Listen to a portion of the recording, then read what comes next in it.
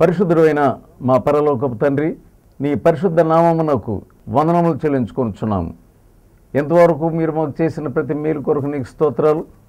వాక్యం వింటున్న ప్రతి ఒక్కొక్కరిని మీరు దర్శించు, సాతాను క్రియలను బంధించి నీ ఆత్మ ద్వారా వాక్యం వినుచున్న ప్రతి హృదయంలోనూ నూతన మేల్కొల్పు దయచేయం, ఆత్మ కదలికలు దయచేయం. యేసు అతి పరిశుద్ధ నామమందు వేడుకొనుచున్నాను తండ్రి, ఆమేన్. ప్రియులారా, మనము యేసు ప్రభు కొండ మీద చేసిన ప్రసంగంలో ఆయన చెప్పినటువంటి ధన్యతలను గురించి చూస్తూ ఉన్నాం. అవేమంటే, ఆత్మ విషయమై దీనులైన వారు ధన్యులు, పరలోక రాజ్యము వారిది. మత్తయి సువార్త 5వ అధ్యాయం 3వ వచనం నుండి. అది మొదటిది. రెండవది, దుఃఖపడువారు ధన్యులు, వారు ఓదార్చబడుదురు. ఈరోజు మనం నేర్చుకోవాల్సింది, సాత్వికులు ధన్యులు, వారు భూలోకమును స్వతంత్రించుకుందరు. అది 5వ వచనం. సాత్వికులు ధన్యులు, వారు భూలోకమును స్వతంత్రించుకుందరు. ఎప్పుడైతే ఆత్మ విషయమై మనం బహు జాగ్రత్తగా ఉంటామో, దేవుని ఆత్మ ఎప్పుడైతే ముట్టబడుతుందో ఆత్మ గ్రహింపు వస్తుంది. చాలామందికి ఆత్మ గ్రహింపు లేకుండా వాక్యం వింటున్నారు, కానీ వాక్యం వల్ల ఏం ప్రయోజనం ఉండటం లేదు. సాత్వికులుగా ఉండాలి అనంటే మనం ఉండలేకపోతూ ఉన్నాం. ఏదైనా ఒక దెబ్బలాట వచ్చిందంటే, కుట్లాట వచ్చిందంటే, వాక్య వివాదములు వచ్చినాయంటే, నేనే గొప్ప, నాకు తెలిసిందే సరైనది అని నీ వాగ్వాదాల్లో పడి నీవెంతో దీనత్వమును సాత్వికను పోగొట్టుకుంటా ఉన్నావు. దీనులైన వారు సాత్వికులైనటువంటి వారు. సాత్వికం అంటే ఏంటంటే, ఒక గుర్రానికి చాలా రోషం ఉంటుంది, కాలు దిగుతూ ఉంటుంది. ఏదైనా దానిని మనము స్వాధీనపరచుకోలేకపోతే దానివల్ల ప్రయోజనం ఏమి లేదు. కానీ గుర్రానే కనుక, లేకుంటే గాడిదనే కనుక మనం దానిని స్వాధీనపరచుకుంటే ఎన్నో పనులు మనం దాని ద్వారా చేసుకోగలం. కనుక మన అంతరంగము ఎలా ఉందంటే, భయంకరమైనటువంటి అడవి జంతువును పోలినటువంటి స్వభావం మనం కలిగి ఉన్నాం. కనుక మనము ఎంత ప్రయత్నం చేసినా మన అంతరంగం అనేటువంటిది మన మీద తిరగబెడతా ఉంటుంది. దెబ్బలాడేటప్పుడు ఒక్కొక్కసారి భార్యలు భర్తలను ఎలా రెచ్చగొడతారంటే, మనం ఏమన్నా గాజులు తోడుకున్నటువంటి వాళ్ళమా, లేకుంటే మనం అంత తీసుకుపోయినటువంటి వాళ్ళమా, ఎందువల్ల మౌనంగా ఉంటావు అని రెచ్చగొడతా ఉంటారు. ఒక ఆమెలకి రెచ్చగొట్టింది, ఇదిగో పలానామనాతో దెబ్బలాడింది, కుళాయి దగ్గర దెబ్బలాడింది, తనే ముందు పట్టేసుకుంది నీళ్ళు అని చెప్పగానే అప్పుడే ఇంటికి వచ్చాడు. ఎప్పుడైతే ఈ మాట విన్నాడో ఆ మనిషి దగ్గరికి వెళ్ళి ఒక్క దెబ్బతో కింద పడేసి చంపేశాడు. అంతే. ఆమె చచ్చిపోద్దాం అనుకోలేదు, కానీ అతడు పారిపోయాడు. కానీ ఒకరోజు కృష్ణా జిల్లాలో ఉన్న లేళ్లపూడి అనే గ్రామంలో నేను మీటింగ్ చేస్తున్నప్పుడు అతడు వచ్చి మరి కాళ్ళ మీద పడ్డాడు. ఎంతకాలం అతడు ఏం చేశాడంటే, పారిపోయి ఎక్కడో ఒక చోట అతడు దాక్కొని కొంతకాలం అయిపోయిన తర్వాత మరి తిరిగి వచ్చాడు. తిరిగి వచ్చిన తర్వాత అతని యొక్క పాపం ఎక్కడో చేశాడు. అది దేవుని యొక్క వాక్యం వింటున్నాడు. నరహంతకుడా, నరహత్య గురించి ఆ రోజు చెప్తా ఉన్నాను. నరహంతకుడా జాగ్రత్త, నరహంతులకు పరలోక రాజ్యం లేదు అని నేను ప్రసంగం చేస్తున్నప్పుడు 20 ఏళ్ల క్రితం అతడు చేసినది అతనికి జ్ఞాపకం వస్తా ఉన్నాను. అకస్మాత్తుగా అతడు నా కాళ్ళ దగ్గర కూర్చొని, అయ్యో నేను నరహంతకుడును అని ఏడుస్తూ ఉన్నాడు. సోదరులారా, మనలో ఉన్నటువంటి అడవి స్వభావం మనకు కీడు చేస్తుంది. సాత్వికం అనేటువంటిది ఏముంది అక్కడ? సాత్వికులు ధన్యులు, వారు భూలోకమును స్వతంత్రించుకుందరు. దేవుడిచ్చేటటువంటి స్వాస్థ్యమునంతను కూడా మనము పోగొట్టుకుంటున్నాం. పరలోక రాజ్యంలో మనకు చాలా స్వాస్థ్యం ఉన్నది. అసలు ఈ లోకంలోనే చాలా సంతోషాన్ని మనం పోగొట్టుకుంటున్నాం. దేవుడిచ్చేటటువంటి దానిని మనం పోగొట్టుకొని ఎలా ఉన్నామంటే, మనం మేడల మిద్దెలు ఉన్నా ఏమి లేనటువంటి వాళ్ళుగా మనం ఉంటున్నాం. ఎందుకంటే దేవుడు అనేకమైనటువంటి ఆశ్చర్యములైనటువంటి సంగతులను మన కొరకు దాచిపెట్టినాడు. ఎంతో భాగ్యమును దాచిపెట్టినాడు. ఈ గ్రంథంలో ఎన్నో వాగ్దానాలు మనకి ఇచ్చినాడు. దేవుడు ఇచ్చినటువంటి వాగ్దానములు అన్నీ కోల్పోతున్నాం. ఎందుకంటే మనకు సాత్వికము లేక. మనమే గనక నేర్చుకునే వాళ్ళమైతే, ఎవరైనా నేర్పిస్తున్నప్పుడు మనం సాధువుగా నేర్చుకున్నట్లయితే అనేక విషయాలు మనకు దేవుడు మన అందుబాటులో ఉంచడానికి ఆయన సిద్ధంగా ఉన్నాడు. మీకా గ్రంథంలో ఏం చూస్తున్నాం? 5వ అధ్యాయం 2వ వచనం. బెత్లెహేము ఎఫ్రాతా, యోదా వారి కుటుంబములలో నీ స్వల్పమైన గ్రామమైనను నా కొరకు ఇశ్రాయేలీయులను ఏలబోవాడు నీలో నుండి వచ్చును. చూసారా, బెత్లెహేము అనేటువంటిది చాలా చిన్న గ్రామం. అయినప్పటికీ ఏలుబడి చేసేవాడు నీలో నుండి వస్తాడు. అది స్వల్ప గ్రామమే. చాలామంది స్వల్ప గ్రామములు ఎన్నుకోరు. సేవ చేయలేనా పెద్ద పెద్ద పట్టణములను ఏర్పాటు చేసుకుంటారు. దేవుడు నిన్ను తీసుకుని వెళ్ళి నీతో మాట్లాడి తనంతట తాను నిన్ను అక్కడికి రమ్మని పిలిచి అది వేరే సంగతి. కానీ నువ్వు ఏర్పాటు చేసుకునేటప్పుడే మనం ఏది ఏర్పాటు చేసుకుంటామంటే ఓ పెద్ద టౌన్ లేకపోతే పెద్ద సిటీ, ఇది బాగుంది, మనం కలుసుకునేది కూడా, వాక్యం చెప్పేది కూడా పేదవారికి సువార్తను ప్రకటించడానికి యేసయ్య వచ్చాడని అంటున్నాం. కానీ పేదలకు మనం సువార్త చెప్పడానికి ఇష్టపడడం లేదు. ఎందుకంటే పేదవాళ్ళ దగ్గర ముఖ్యంగా వాళ్ళ దగ్గర చెప్పిన ప్రయోజనం ఏంటి అని అనుకుంటున్నాం మనం. ఎందుకంటే మన యొక్క హృదయం అనేది అది చాలా గర్వంతో ఉన్నది. మనకు అందుబాటులో లేనటువంటి సంఘటనల్ని మనం ఏర్పాటు చేసుకుంటా ఉన్నాం. జకర్యా గ్రంథంలో ఒక వాక్యం చూస్తూ ఉన్నాం. 9వ అధ్యాయం 9వ వచనం. సియోను నివాసులారా బహుగా సంతోషించుడి, యెరూషలేము నివాసులారా ఉల్లాసంగా ఉండుడి. నీ రాజు నీతిపరుడు, రక్షణ గలవాడు, దీనుడు నై గాడిద పిల్లను ఎక్కి నీ వద్దకు వచ్చుచున్నాడు. గాడిదను మనం మరి ఎంతో నీచంగాను లేకుంటే చాలా ఆర్డినరీ జంతువుగాను మనం ఎంచుతాం. కానీ యేసు ప్రభు మరి ఏం ఏర్పాటు చేసుకున్నాడంటే సాధారణమైనటువంటి ఒక గాడిదని ఏర్పాటు చేసుకున్నాడు. ఇంకా ఏమైనా చూద్దాం మనం. జెఫన్యా గ్రంథం 3వ అధ్యాయం 1వ వచనం నుండి. ముష్కరమైనది భ్రష్టమైనది అన్యాయం చేయనిది నాకు పట్టణం నాకు శ్రమ, అది దేవుని మాట ఆలకించదు, శిక్షకు లోబడదు, యెహోవా యందు విశ్వాసముంచదు, దాని దేవుని యొద్దకు ముష్కరమైన భ్రష్టమైనది అన్యాయం చేయుటకు పట్టణమునకు శ్రమ. నువ్వు భ్రష్టమైనటువంటి మనసు కలిగి ఉన్నావా? అన్యాయం చేసే మనసు కలిగి ఉన్నావా? గర్వపు మనసు కలిగి ఉన్నావా? శిక్షకు లోబడకుండా ఉన్నావా? నీకు శ్రమ.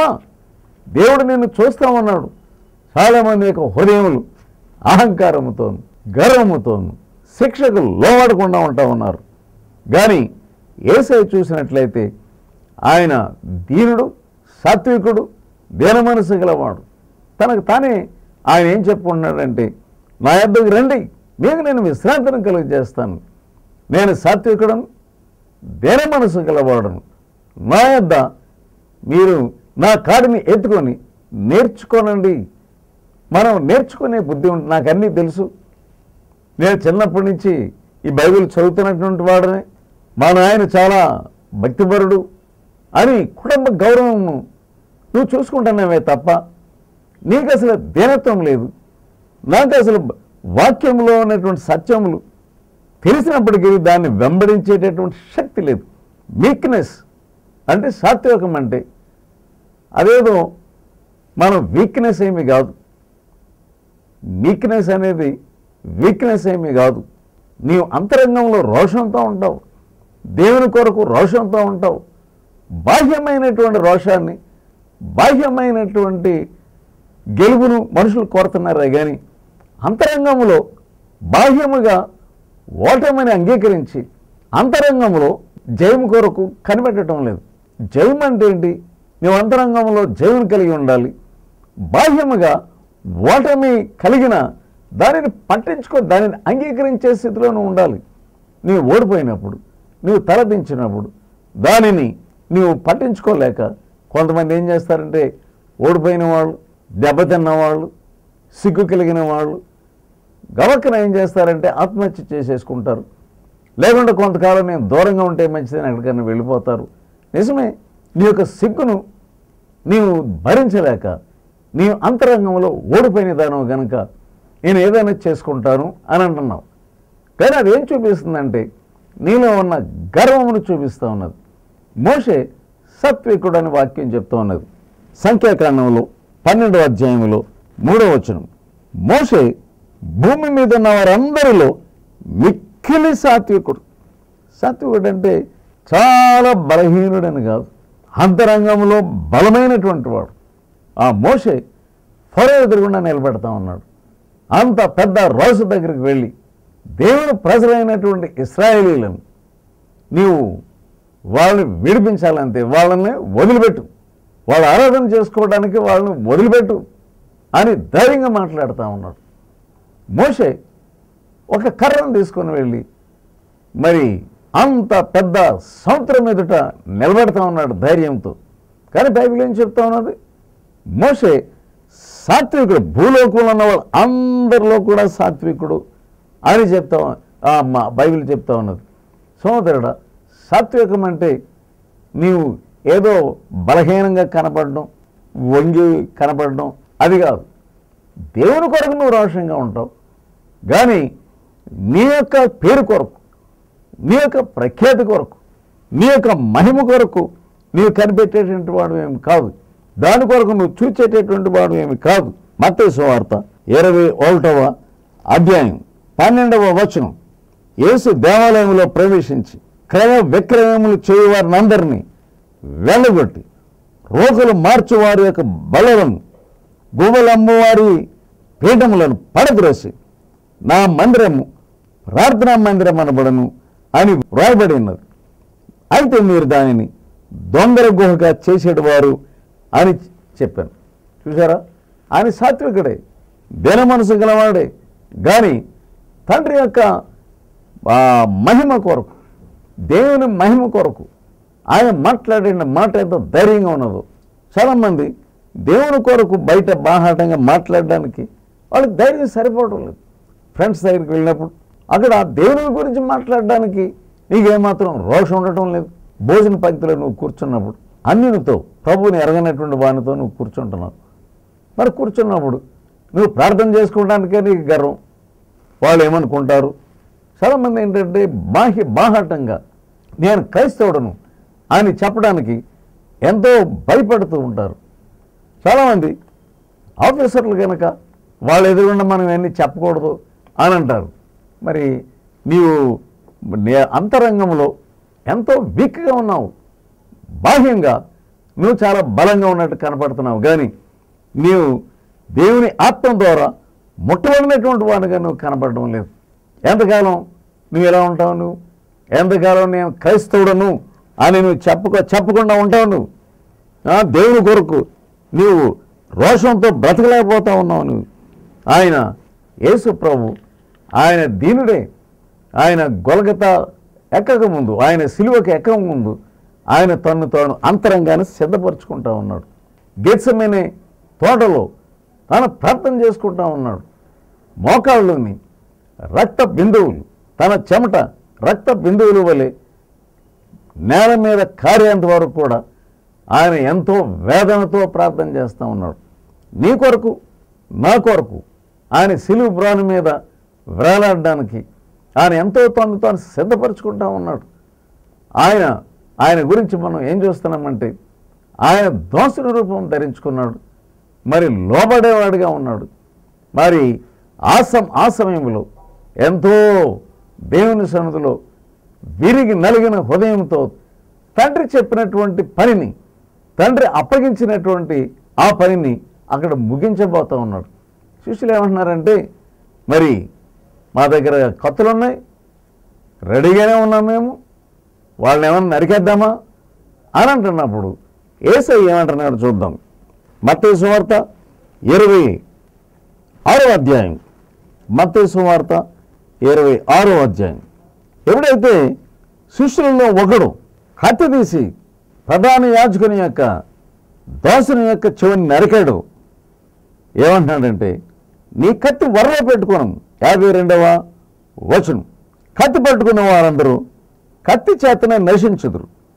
ఈ సమయమున నేను నా తండ్రిని వేడుకొనలేనని వేడుకొని ఎడల ఆయన 12 సేనా వ్యూహముల కంటే ఎక్కువ మంది దూతలను నేను వేడుకుని నీడల 12 సేనా వ్యూహముల కంటే ఎక్కువ మంది దూతలను ఇప్పుడే నాకు పంపడని నీవు అనుకొనుచున్నావా? నేను వేడుకుని నీడల ఎలాగూ జరగవాలని లేఖనము ఎలాగూ నెరవేరునని అతనితో చెప్పాను.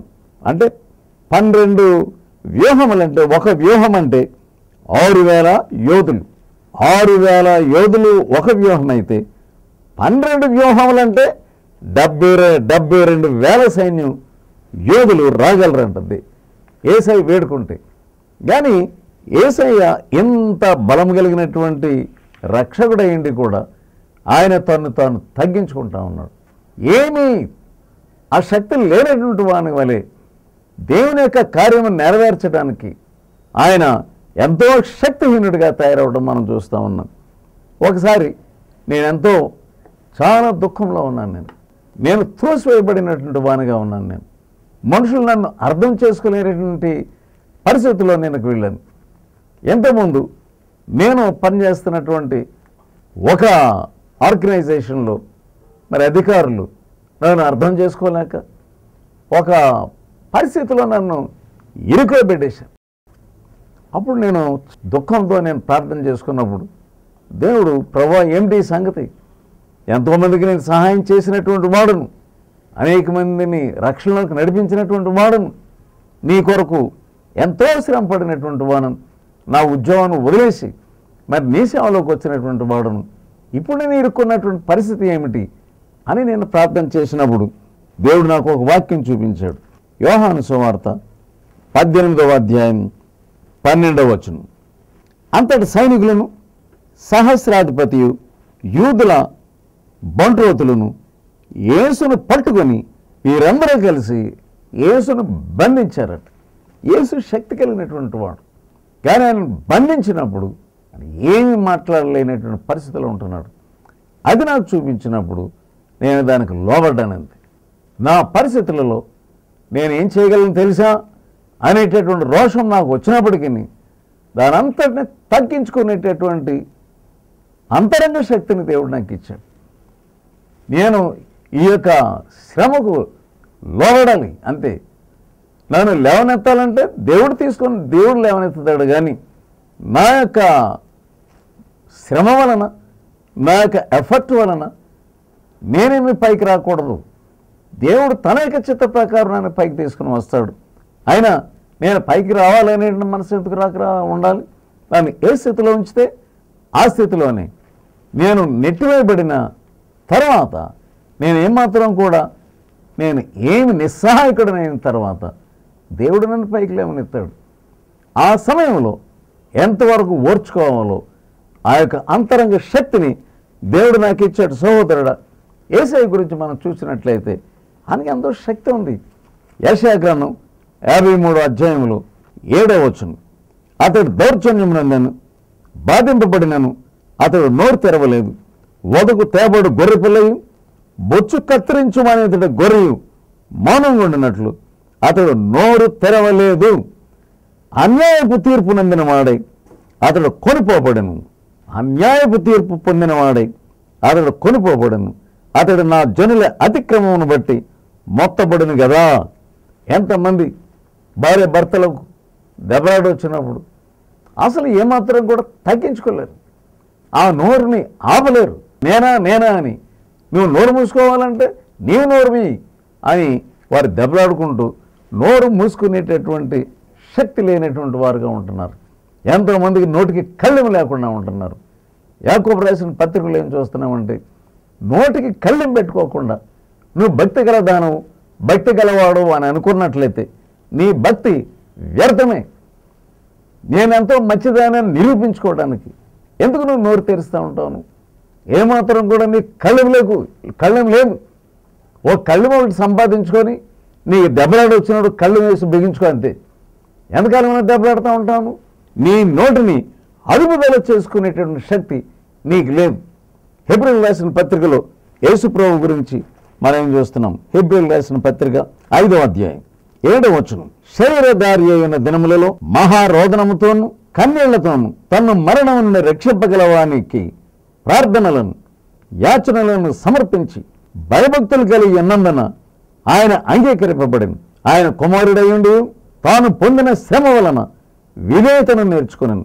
మరియు ఆయన సంపూర్ణ సిద్ధి పొందినవాడై మెల్కీసెదెకు యొక్క క్రమంలో చేరిన ప్రధాన యాజకుడని దేవుని చేత పిలువబడి తనకు విధేయులైన వారందరికీ నిత్యరక్షణకు కారకుడాయన. ఈ యేసు ప్రభు, అందరినీ రక్షించేటటువంటి సమర్థుడైనటువంటి యేసు ప్రభు తను తాను అర్పించుకొని కన్నీళ్లతో ప్రార్థన చేశాడట. సోదరుడా, నువ్వు ప్రార్థన చేయి. దేవుడు నిన్ను సంపూర్ణంగా ఈ అంతరంగంలో ఉన్న గర్వం నుంచి విడుదల పొందేటట్లుగా నువ్వు ప్రార్థన చేస్తే దేవుడు నిన్ను విడుదల చేస్తాడు, నిన్ను ఆశీర్వదిస్తాడు. దేవుని యొక్క ఆత్మ ఇంకా నిన్ను తాకనందువలన అసలు నీ హృదయ పరిస్థితి నువ్వు తెలుసుకోలేకపోతా ఉన్నావు. విజయవాడలో హౌసింగ్ బోర్డు అనే స్థలంలో నేను మీటింగ్ పెట్టినప్పుడు అక్కడ దూరం నుండి ఒక అతను వెంట ఉన్నాడు వాక్యం.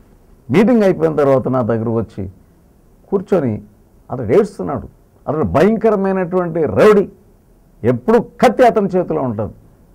మరి విసన్నపేట ఆ ఊరికి చెందినవాడు మాటికి వెళ్ళి అక్కడ వాళ్ళందరూ కూడా భయపెడతా ఉంటాడు. ఇతడు వచ్చాడంటేనే ఆ ఊరంతా కూడా భయం.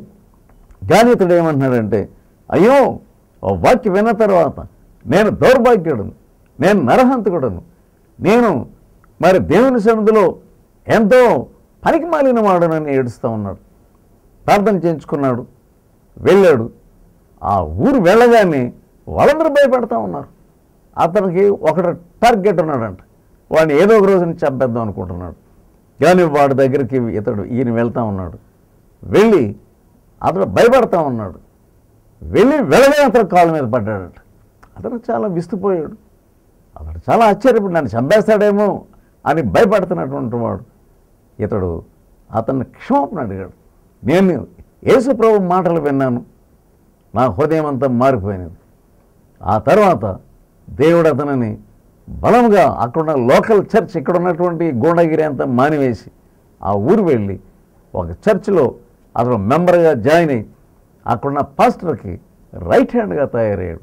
సహోదరుడా, నీలో ఉన్న కఠినమైనటువంటి స్వభావాన్ని మార్చేవాడు ఆయన. నీకు ఈ లోకంలోనే కాకుండా అతడికి ఎంతో గొప్ప స్వాస్థ్యాన్ని దేవుడు అతనికి ఇచ్చాడు. మరి దేవుని మందిరంలో అతడు ఒక స్తంభంగా దేవుడు అతను నిలిపాడు. నీ కొరకు పరలోకంలో ఎంతో స్వాస్థ్యం సిద్ధంగా ఉన్నది. ఆ స్వాస్థ్యాన్ని ఇశ్రాయేలీయులు స్వాధీనపరచుకోవాలి. కానీ గర్విష్ఠులు అందరూ కూడా ఆ 40 సంవత్సరములు అక్కడక్కడే తిరిగి నాశనం అయిపోయారు. ఇద్దరు మట్టుకే, కాలేబు యెహోషువ మట్టుకే వారు కనానులో ప్రవేశించగలిగినారు. నీకు మరి ఎంతో దేవుడు స్వాస్థ్యాన్ని ఇవ్వబోతున్నాడు. కానీ ఆ స్వాస్థ్యం నువ్వు పొందకుండా ఇంకా గర్విష్ఠుడిగానే ఉంటున్నావు. ఇంకా నీ పాపాలు ఒప్పుకోవడానికి నీ మనసు రావడం లేదు. స్వాస్థ్యం కావాలా? స్వాస్థ్యం కావాలంటే దేవుని సన్నిధిలో తగ్గించుకో. ప్రభువా, నేను ఎందుకు ఈ గర్వం నుంచి నేను విడుదల పొందలేకపోతా ఉన్నాను. కొంతమంది మరి దేవుని సేవలో ఉండి కూడా ఏమనుకుంటున్నారంటే, నేను చాలా అద్భుతంగా వాడబడాలి, అందరూ నన్ను పొగడాలి, నేను అద్భుతాలు చేయాలి, ఆశ్చర్యాలు చేయాలి, దేవుని వెళ్ళగొట్టాలి అనేటటువంటి గర్వతలంపులతో ఉంటున్నారు. అటువంటి వారితో దేవుడు ఏమైనా మాట్లాడతాడంటే మత్తయి సువార్త 7వ అధ్యాయం 21వ వచనం, ప్రభువా ప్రభువా అని నన్ను పిలిచి ప్రతివాడును పరలోక రాజ్యంలో ప్రవేశింపడు, గాని పరలోకమందున నా తండ్రి చిత్త ప్రకారం చేయవాడే ప్రవేశించును. ఆ దినమందు అనేకులు నన్ను చూచి, ప్రభువా ప్రభువా, మేము నీ నామమున ప్రవచింపలేదా, నీ నామమున దయ్యములను వెళ్ళగొట్టలేదా, నీ నామమున అనేక అద్భుతములు చేయలేదా అని చెప్పుదురు. అప్పుడు నేను మిమ్మల్ని ఎన్నడను ఎరుగను, అక్రమము చేయవారులారా నా యొద్ద నుండి పొండి అని వారితో చెప్పుదును. నీవు అక్రమం చేస్తున్నావు, నీవు దీనత్వం కోరుకోవడం లేదు, సాత్వికం కోరుకోవడం లేదు. ఆత్మల రక్షణను నువ్వు సంపాదించేటప్పుడు ఏదో నేను ప్రవచనం చేసేయాలి, ఆ పెద్ద పెద్ద స్పీకర్స్ చేసినట్లుగా నేను కూడా ఆ భాషలు మాట్లాడేయాలి, ఆశ్చర్యాలు అద్భుతాలు చేసేయాలి, స్వస్థతలు అయిపోవాలి అని చూస్తున్నావు. కానీ దీనత్వంలోనికి రావట్లేదు. దేవుడు నిన్ను వాడుకోవాలంటే 1 కొరింథీయులకు రాసిన పత్రిక ఆఖరిగా మనం చూద్దాం. దేవుడు ఎటువంటి వాళ్ళని ఏర్పాటు చేసుకుంటాడు తన సేవ కొరకు. 1 కొరింథీయులకు రాసిన పత్రిక 1వ అధ్యాయం 26వ వచనం, సోదరులారా, మిమ్మల్ని పిలిచిన పిలుపుని చూడండి. మీలో లోకరీతిని జ్ఞానులైనను, గనులైనను, గొప్ప వంశం వారైనను, అనేకులు పిలువబడలేదు కానీ ఏ శరీరయు దేవుని ఎదుట అతిశయింపకుండానట్లు జ్ఞానులను సిగ్గుపరచుటకు లోకమందుండు వేరే వారిని దేవుడు ఏర్పాటు చేసుకుని ఉన్నాడు. బలవంతులైన వారిని సిగ్గుపరచుటకు లోకములో బలహీనులైనటువంటి వారిని దేవుడు ఏర్పరచుకొని ఉన్నాడు. ఎన్నికైన వారిని వ్యర్థం చేయుటకు లోకములో నీచులైన వారిని, తృణీకరింపబడిన వారిని, ఎన్నికలైన వారిని దేవుడు ఏర్పాటు చేసుకొని ఉన్నాడు. చూసారా, నేను చాలా జ్ఞానిని, నాకన్నీ తెలుసు అని నువ్వు అనుకుంటున్నావేమో. వెర్రి వాళ్ళని ఏర్పాటు చేసుకుంటాడు. తన ఆత్మ ద్వారా నిన్ను తాకినట్లయితే అంతరంగంలో నీకు సాత్వికాన్ని ఆయన దయచేయగలడు. ప్రార్థన చేసుకున్నాను. పరిశుద్ధుడైన మా పరలోకపు తండ్రి, వాక్యం ఉన్న ప్రతి ఒక్కొక్కరిని దర్శించు, సాత్వికమును వారికి నేర్పించండి, గర్వము నుండి వారిని విడుదల చేయం, నీ సేవ కొరకు తగిన రీతిగా వారిని సిద్ధపరచు. రక్షణ లేనటువంటి వారికి రక్షణ దయచు. రక్షణ పొందిన వారు సాత్వికములో వారు తమను తాము తగ్గించుకొని అభ్యాసం చేసుకోగలిగినట్టుగా సహాయం చేయం. యేసు అతి పరిశుద్ధ నామమున వేడుకొనుచున్నాను తండ్రి, ఆమేన్.